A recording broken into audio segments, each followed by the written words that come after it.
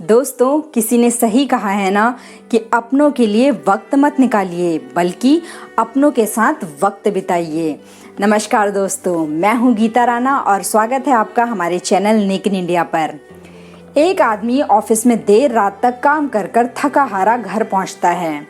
वो जैसे ही दरवाज़ा खोलता है, सामने उसका 5 साल का बेटा सोने की बजाय उसका वेट कर रहा होता है।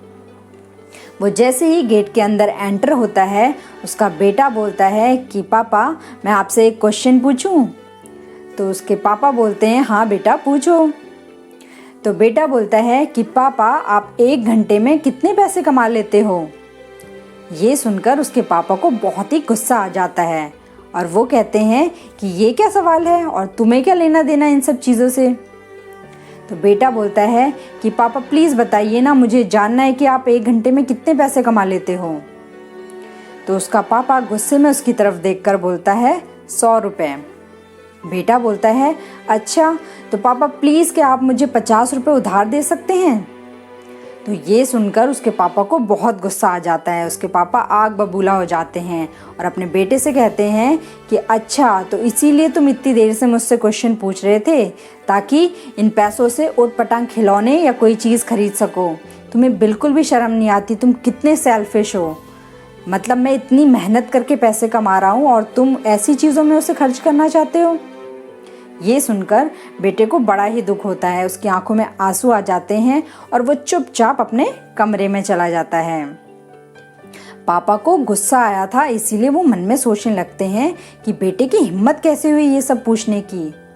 लेकिन जैसे ही आधा 1 घंटा बीतता है तो पापा का गुस्सा शांत होता है और वो सोचने लगते हैं कि हो सकता है उसे किसी काम की वजह से पैसों की ज़रूरत हो, वरना आज तक तो उसने ऐसे कभी भी पैसे नहीं मांगे।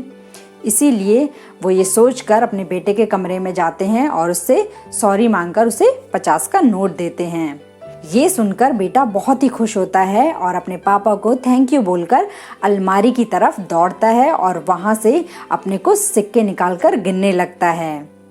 ये देखकर पापा को और गुस्सा आ जाता है और पापा बोलते हैं, तुम्हारे पास पहले से ही पैसे थे तो तुमने मुझसे पैसे क्यों मांगे? तब बेटा बोलता है कि पापा मेरे पास पैसे तो थे लेकिन कम पैसे थे, अब पूरे हो गए हैं। अब मेरे पास पूरे 100 रुपये हो गए हैं। क्या आप मुझे अपना 1 घंटा दे सकते हैं? पापा प्लीज़ कल आप जल्दी घर आइएगा, हम दोनों एक साथ बैठकर खाना खाएंगे।